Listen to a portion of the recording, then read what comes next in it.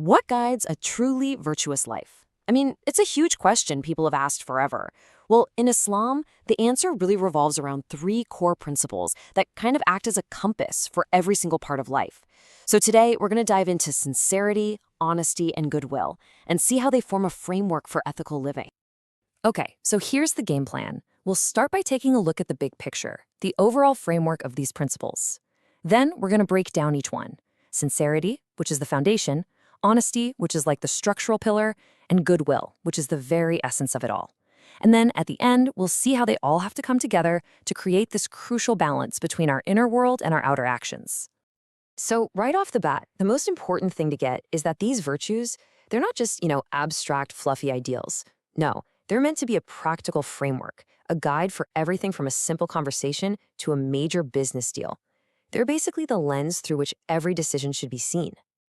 Now, the source material frames this in a really cool way. These virtues operate on two dimensions at the same time. Think of it like a cross, right? You've got the vertical dimension. That's your relationship with God, your prayers, your beliefs, all that internal stuff.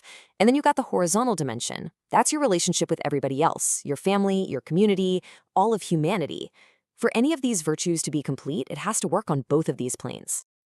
All right, let's get into the first virtue, which is described as the absolute foundation of everything, sincerity. And in this framework, sincerity isn't just a nice to have. Nope. It's the mandatory prerequisite for any good deed to even count. Without it, the whole ethical structure it crumbles. The Arabic term here is al-ikhlas, and it's all about purifying your intention, or al-niyya. It basically forces you to ask this fundamental question about anything you do. It's not just, what did I do, but why did I do it? Was my motive pure, just for God, or was something else mixed in there? My ego, my reputation? And this teaching from the Prophet Muhammad, wow, it just gets right to the heart of it. The ultimate value of anything you do, whether it's giving a dollar to charity or moving across the world for a better life, is judged by the hidden intention behind it. The whole idea is that your true motives, they're seen, and that's what really matters in the end. So sincerity is put right up against its direct opposite, ostentation, or al-riya, which basically just means showing off. You could do this beautiful, amazing, righteous act, but if the intention deep down is just to get praise from people, well, the source says that deed becomes totally worthless, just poof, scattered like dust. Just let that sink in for a second. This is a stunning statement. The Prophet said his fear of this hidden idolatry, performing for an audience instead of for God, was greater than his fear of a major apocalyptic figure.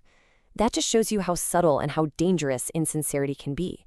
It's a constant internal battle to check our own motives. Okay, so if sincerity is the foundation, let's move to our second virtue and see how this builds. Honesty is like a central pillar. It takes that pure inner state of sincerity and demands that our outward actions and our words match it perfectly. The term here is as-sidq, and let me tell you, it is incredibly comprehensive. It's not just about not telling lies, it's the whole package. It means being truthful in your speech, in your actions, and in your inner intentions. And it also explicitly includes fulfilling every single promise, every contract, and every trust that's placed in you. The great scholar Al-Ghazali gave us this really practical breakdown. Think of it like a 3-point check for honesty you can run on yourself. Number 1, are my words true? Number 2, are my actions consistent with my words? And number 3, is my inner self actually aligned with what I'm showing on the outside? It's about total integrity. And the stakes here could not be clearer. This teaching paints a very direct path. Honesty leads to righteousness, which leads to paradise. But falsehood, that leads to wickedness, which leads to the hellfire. So it frames being truthful not just as a nice social thing, but as a matter of ultimate salvation. So now we get to the third virtue, goodwill. And this one is described as the very essence of the religion itself. It's the beautiful outcome you get when sincerity and honesty are combined and then directed towards other people. The Arabic term here, al-nasiha, often gets translated as sincere advice, but it's so much deeper than that. It means to genuinely, completely, and sincerely want the absolute best for other people. In fact, the Prophet made this incredible statement about it. He just said, religion is goodwill. Full stop. That tells you everything about how central it is. And you know what? At its heart, this concept of goodwill is something we all understand.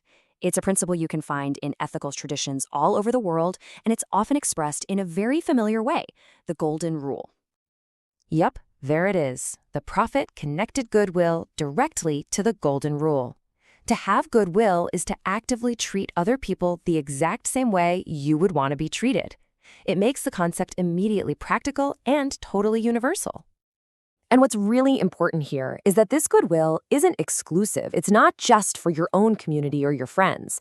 The source points out how prophets like Noah, Hud, and Saleh approached everyone, even people who completely rejected their message, with a spirit of sincere care. It really establishes this principle of universal goodwill. Okay, so let's bring this all together. These three virtues, sincerity, honesty, and goodwill, they're not a checklist you just tick off one by one. They form an integrated, balanced system for an ethical life. You really can't have one without the others. This parable of the bankrupt person perfectly shows the danger of being out of balance. Just picture it. Someone shows up on the day of judgment with a mountain of good deeds. Prayers, fasting, charity, the works. But their interpersonal account, that horizontal dimension, it's deep in the red. They insulted people, they slandered them, they harmed them. And in this spiritual accounting, all their good deeds get transferred to their victims until they have nothing left and have to face the consequences. It's a really stark warning. So ultimately, it all comes down to this. The vertical and the horizontal dimensions have to be in harmony. That inward sincerity is meaningless if it doesn't produce outward honesty and goodwill. You can't have one without the other. They are absolutely two sides of the same coin. Then we'll end with this powerful question for reflection.